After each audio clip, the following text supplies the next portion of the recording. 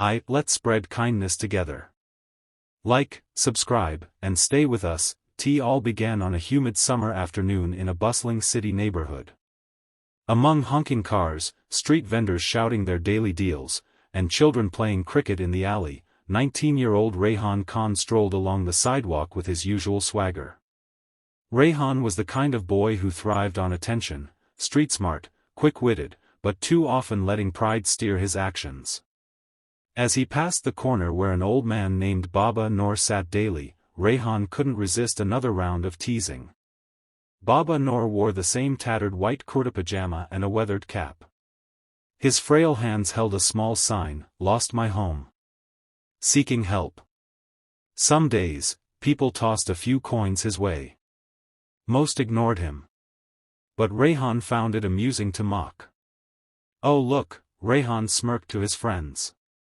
"The street decoration's still here. Baba Noor, why don't you try moving for once? Or are you rooted like that tree over there?" His friends chuckled, and a couple even joined in the banter. The old man didn't respond. His sunken eyes remained on the ground. Rehan had no idea this day would be different. That evening, after spending hours at the tea stall playing cards and boasting, Rehan took the usual route home. The sky had turned violet, the air cooler. As he crossed the same corner, he noticed something unsettling. Baba Noor wasn't sitting there. A flicker of guilt crossed Rehan's mind, which he brushed off. But as he walked down his street, past the shuttered shops and flickering street lamps, he felt the weight of someone's eyes. Turning sharply, Rehan caught sight of a figure, frail, hunched, moving slowly behind him. Baba Noor. At first, Rehan laughed it off. What? Old man suddenly got a hobby? Following people, he muttered. But the closer he got to his home, the clearer it became. Baba Noor was following him intentionally. Now uneasy, Rehan picked up his pace. He reached his house. A modest two-story structure with peeling paint, and darted inside, locking the door quickly behind him. Peeking through the curtain, he saw Baba Noor standing at the gate, staring blankly. That night, Rehan couldn't sleep. His dreams were filled with visions of Baba Noor's sunken eyes, the silent stare that seemed to see right through him. The next morning, Rehan's mother, Fatima, called him downstairs. Her voice was strained. "Rehan, something happened." "What?" he asked, groggily rubbing his eyes. "The old man from the street corner.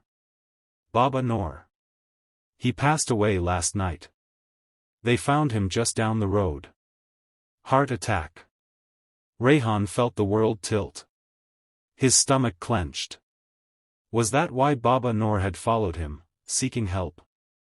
For days, Rehan couldn't shake the guilt. He couldn't enjoy his games, or his outings. It was as if a shadow had attached itself to his heart. One evening, gathering courage, Rehan approached the spot where Baba Noor used to sit. The corner felt emptier, quieter. He knelt there, running his fingers along the ground as though searching for traces of the old man's presence. That's when an elderly shopkeeper named Uncle Tariq, who ran the tea stall nearby, approached. "Feeling guilty now, son?" he asked gently. Rehan couldn't meet his eyes. "I didn't mean." "I know," Uncle Tariq said. "We all ignored him. But there's something you should know. Baba Noor wasn't always a beggar." Rehan frowned. "What do you mean?" Uncle Tariq leaned on his cane. "Years ago, he was a respected schoolteacher. He lost his family in an accident. He lost everything. Home. Job. But he never asked for much. Only sat there quietly. Hoping someone would see him." Rehan felt like someone had struck him in the chest. From that day, Rehan's life changed. He started spending his afternoons at the same corner, not mocking, but helping. Handing out food, blankets. Slowly, the corner became a gathering spot, where others came to offer help, remembering Baba Noor. One rainy evening, as Rehan sat alone under a small makeshift shelter near the corner, he whispered into the wind, "I'm sorry, Baba Noor. I see you now." And for a moment, it felt like the city itself sighed in forgiveness. Years passed. Rehan eventually opened a small charity in Baba Noor's name, focused on helping the homeless. The boy who once mocked found his purpose in compassion.